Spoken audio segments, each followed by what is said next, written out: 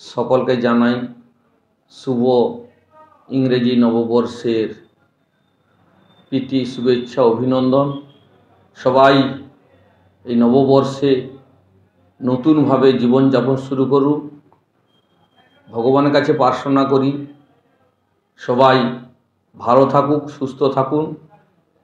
এবং আজকে শুভ সোমবার, পবিত্র দিন, বাবা ভোলেনাথের কৃপায় সবাই কাছে প্রার্থনা করব ভগবানের কাছে যেন আমাদের রাজ্যবাসী তথা আমাদের ময়নার মানুষ অর্থনৈতিকভাবে সমৃদ্ধ হোক, সবাই শারীরিকভাবে সুস্থ থাকুক, এই কামনা করি।